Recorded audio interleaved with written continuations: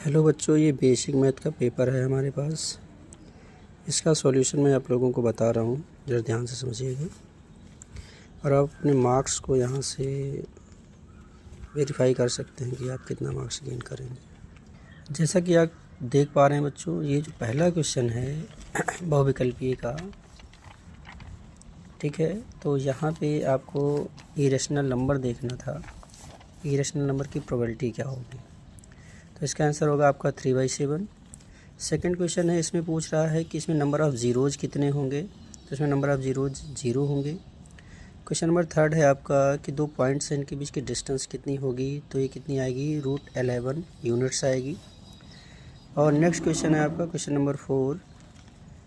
यहाँ पे एक हेमिस्फीयर है, इसमें एक हेमिस्फीयर है जिसकी स्लैंट हाइट 10 है और रेडियस है 6। यहाँ पे आपको पता करना है इसकी रेडियस क्या होगी। तो इसकी रेडियस होगी आपकी बेटा 16 सेंटीमीटर। नेक्स्ट है आपका if sine theta is equal to 1/7। यहाँ पे आपको tan थीटा की वैल्यू फाइंड आउट करनी है।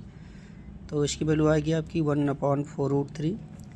क्वेश्चन नंबर 6 है आपका 7 × 29 × 23 + 1। ये आपका कैसा नंबर है। तो ये आपका एक कंपोजिट नंबर है। क्वेश्चन नंबर 7 है, यहाँ पे अगर इसके रूट्स रियल एंड इक्वल हैं तो के की वैल्यू फाइंड आउट करनी है। इसका आंसर होगा आपका 3/2।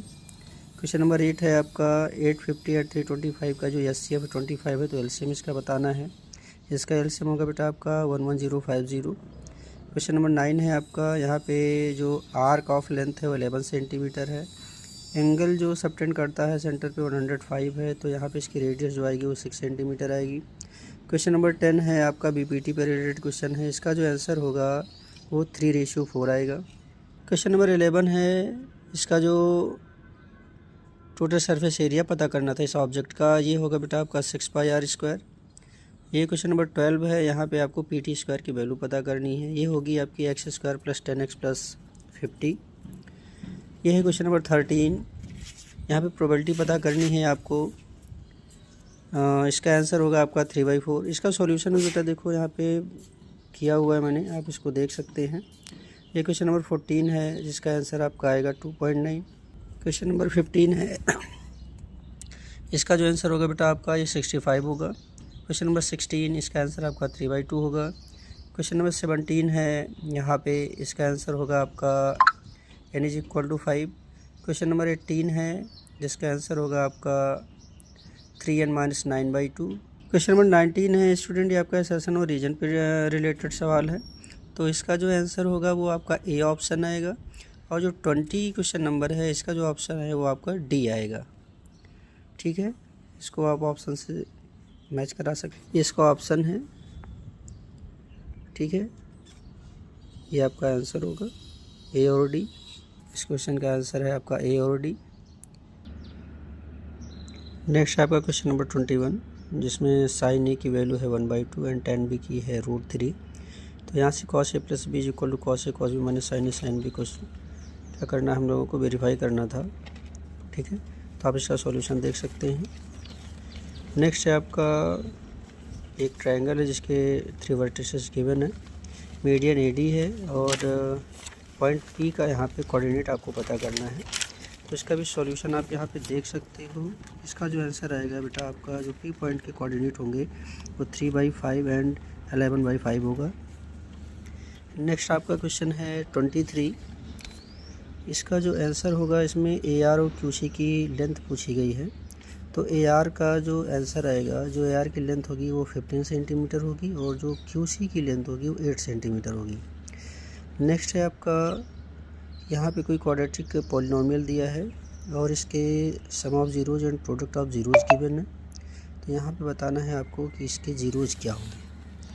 आप इसका सॉल्यूशन देख सकते हो स्टूडेंट यहाँ पे। ठीक है, तो इसके जो ज़ीरोज़ आ रहे हैं वो आपके 2/3 - 1/6 और -1/6 और 2/3 आ रहे हैं। ठीक है, इसका सॉल्यूशन आप देख सकते हो।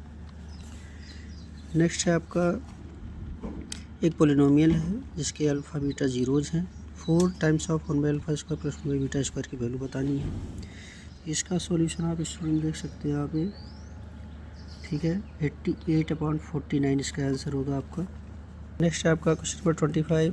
इसमें लेंथ ऑफ एपी पूछी गई थी। इसका सॉल्यूशन आप देख सकते हो। लेंथ ऑफ एपी जो होगा वो 9 सेंटीमीटर है। इसका जो बी पार्ट है इसमें पूछा गया था कि पीटीए का मेज़रमेंट क्या होगा, तो आप यहाँ पे इसका आंसर देख सकते हो। इसका आंसर आएगा 20 डिग्री। नेक्स्ट है आपका 26 का first part, sec A minus 10 A 5 sec A plus 10 ए को प्रूव करना था। आप इसका सॉल्यूशन देख सकते हो। यहाँ पे ये सेक स्क्वायर ए माइनस 10 स्क्वायर ए की वैल्यू 1 होती है। ये आपका आंसर होगा सेक A minus 10 A 5 sec A plus 10 A. इसका जो बी पार्ट है cosec A minus sin A sec A minus, इसका बी पार्ट है cosec A minus sin A sec A minus cos A है। यहाँ पे देखो LHS को मैंने प्रूव किया हुआ है, ध्यान से देखिएगा। LHS है जिसकी value sign A cos A आ रही है, और फिर RHS को सॉल्व किया गया जिसकी value sign A cos A आ रही है। ये वेरीफाई हो रहा है। क्लियर। नेक्स्ट क्वेश्चन है 2 dice are roll together find the probability that. First यहाँ पे first outcomes the number is twice the another. तो आप देख सकते हो 1 2 2 4 और 3 6 ये ऐसे नंबर होंगे जो फर्स्ट सेकंड का क्या है, ट्वाइस है। इसी तरीके से इसी का अपोजिट करेंगे तो 2 1 4 2 और 6 3 ये भी एक नंबर दूसरे नंबर का ट्वाइस होगा।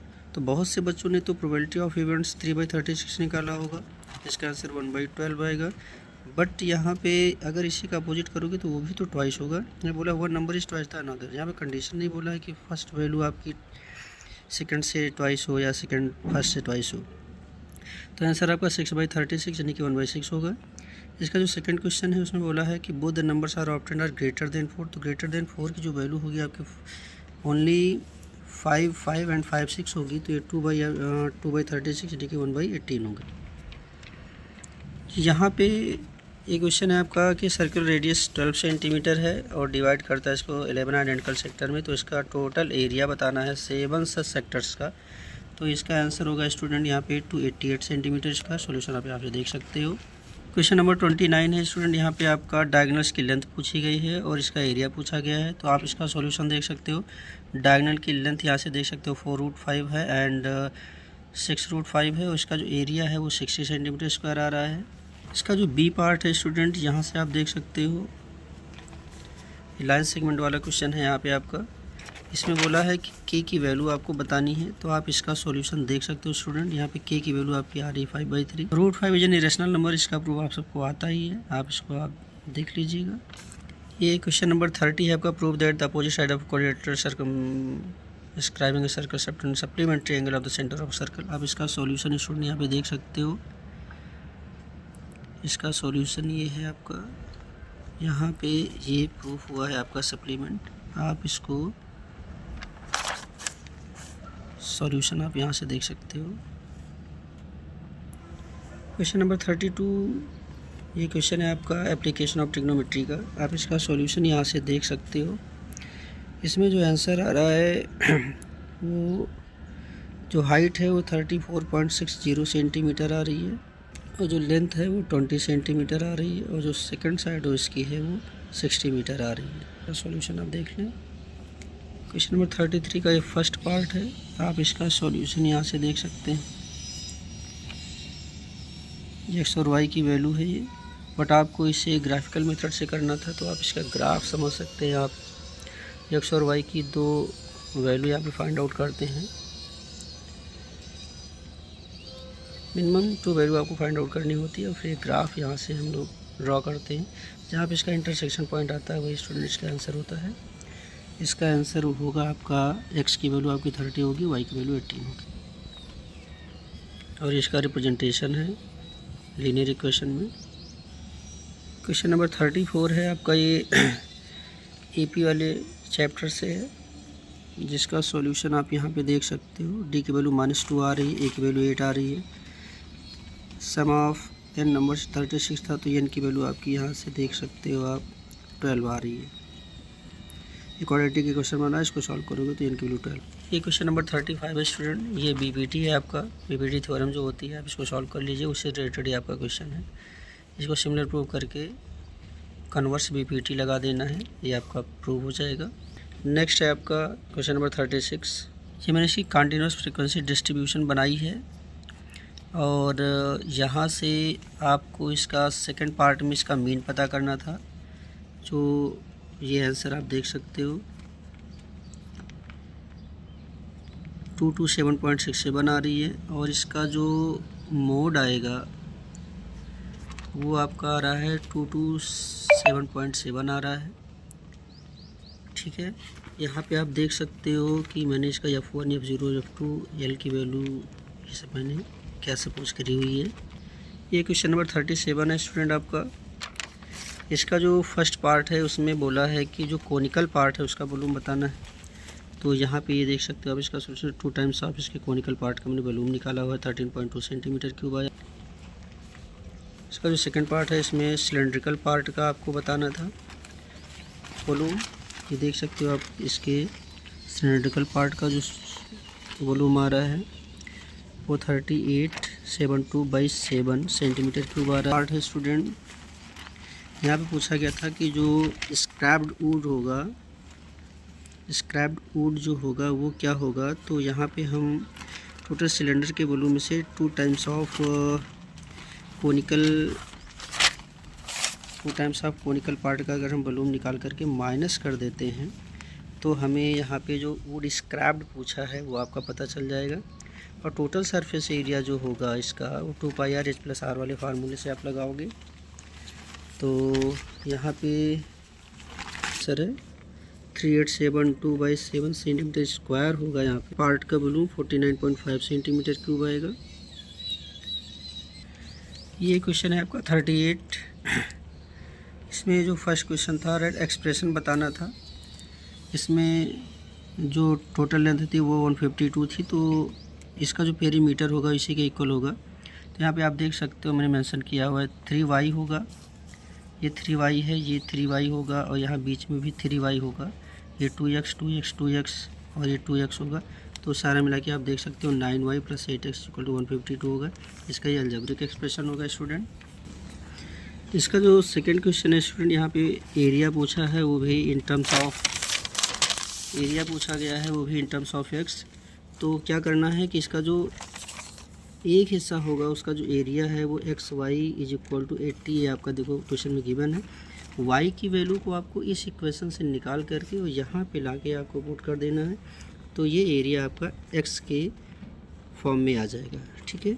इसका जो थर्ड पार्ट था इससे हम क्वाड्रेटिक इक्वेशन बनाना था। तो यहाँ से y की वैल्यू उठा करके y की वैल्यू यहाँ से क्या करेंगे सब्स्टिट्यूट कर देंगे इस y की जगह पे, तो हमारा जो इक्वेशन बनेगा ये क्वाड्रेटिक बन जाएगा। और इससे हम क्वाड्रेटिक फार्मूले का यूज़ करके इसको सॉल्व करेंगे तो इसके डायमेंशंस आ जाएंगे। तो यहाँ पे स्टूडेंट आप देख रहे हो कि मैंने यहाँ पे क्वाड्रेटिक इक्वेशन को क्वाड्रेटिक फार्मूले का यूज़ करके मैंने यहाँ x = 19 और ये वैल्यू आप पुट कर दोगे, यहाँ से आपको y की वैल्यू मिल जाएगी।